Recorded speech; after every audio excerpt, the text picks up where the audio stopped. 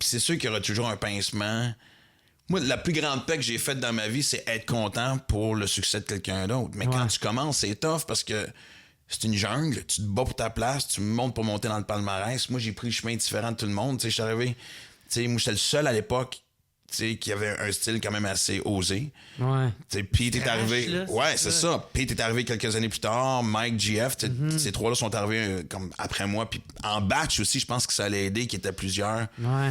Tu sais, je dis, Mike me l'a toujours dit, t'as ouvert une porte, on a passé à travers. T'sais. Comment tu prends ça, justement, ça, le fait que, tu sais, pour eux autres, te défricher un chemin, tu sais? Maintenant, d'une façon très flatteur, parce que... Ouais. Tu sais, moi, quand j'avais sorti mon premier show, Tolérance Zéro, qui avait pris tout le monde par surprise. Tu sais, c'est Sophie Moreau qui travaillait au Festival Juste pour rire à l'époque, qui était comme en charge de programmer l'espèce de off-festival, tu sais, les salles secondaires. Puis personne ne voulait me toucher à l'époque. T'sais. Puis Sophie, elle aimait mon style, puis elle a dit, moi, je vais te programmer.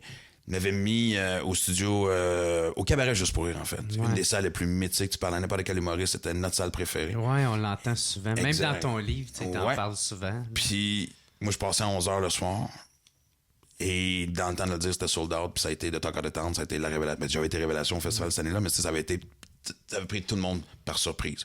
Puis c'est-tu parce que dans ce temps-là, il n'y avait pas comme encore quelqu'un qui parlait de ces sujets-là ou de cette façon-là, avec, genre, ma tante, aucun tabou, aucune censure, puis qu'il y avait un public, puis on savait pas qu'il y avait un public pour ça? Il y avait un public pour ça, parce que moi, je me souviens, dans le temps, il y avait les lundis juste pour rire, puis une fois ou deux par année, ils faisaient une soirée 3X, et c'était sold out dans le temps de le dire, puis c'était l'euphorie totale. Fait que, mais personne voulait... Tu sais, en plus... Tu sais, t'avais deux options. T'avais la radio puis la télé qui étaient très puritains aussi à l'époque. Là, on était loin de... Tu sais, on peut se permettre bien plus de choses aujourd'hui qu'on pouvait à l'époque. Fait qu'il fallait que tu sois commercial si tu voulais passer dans ces réseaux-là. Moi, j'avais un accès hyper limité à la télé. Tu sais, Sonia Benezra est une des seules qui m'a donné ma chance. La radio, je faisais des apparitions, mais tu sais, c'était rare. Piment fort, je pense que j'ai fait 3 fois en 7 ans.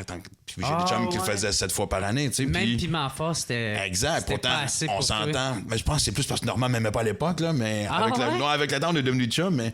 fait que ça pour dire que quand je suis arrivé au cabaret, ça a pris tout le monde par surprise parce que c'était comme genre, OK, tu peux être osé, mais c'est pas parce que t'es trash que t'as rien à dire. Je pense que les gens associaient gag de cul à être niaiseux ou être épais puis pas être cultivé. Puis toi, c'était pas juvénile, tu sais. Non.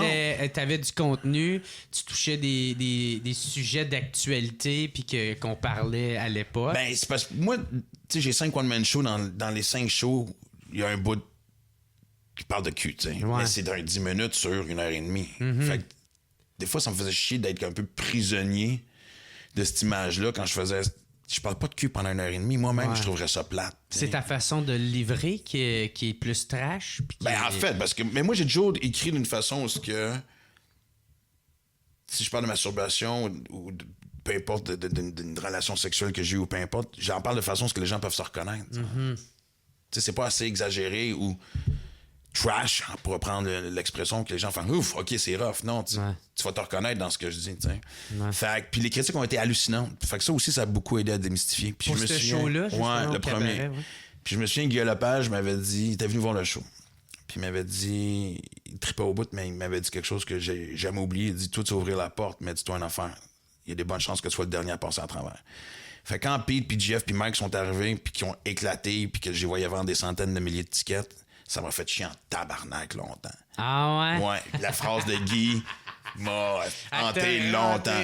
Puis, évidemment, bon là, sans revenir là-dessus, on sait qu'après ça, dans 30 ans, je me suis pas aidé non plus pantoute. J'ai pris tellement de mauvaises décisions de carrière, je me suis tellement laissé influencer, j'ai signé avec les mauvaises personnes. T'sais, honnêtement, là, la liste d'erreurs que c'est pas juste l'alcool et la drogue qui ont contribué à ma passe plus. Non, c'était mauvaise décision par-dessus mauvaise décision. Et là, aujourd'hui, de vivre ce que je vis, tu sais, d'être au top de ma carrière après que mes chums... ça m'a fait faire la paix avec ça. Ouais. Là, tu peux le faire. Ben, c'est parce que, tu sais, je pense que...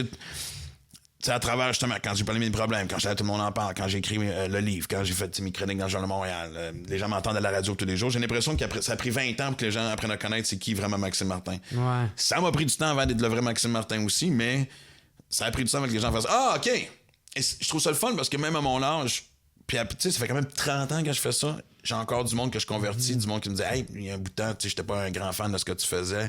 Je t'entends à la radio. Chris, man, je tripe au bout. Hey, je suis allé voir ton show, je suis allé voir... » Fait que ça, c'est le fun. Tu sais, honnêtement, plus une carrière avance, on va dire les vraies choses. Pas que tu te demandes quand est-ce que ça va arrêter, mais je sais qu'à 50 ans, j'en ai plus de fêtes que... À moins que je sois sur scène à 80. Fait que tu te demandes toujours...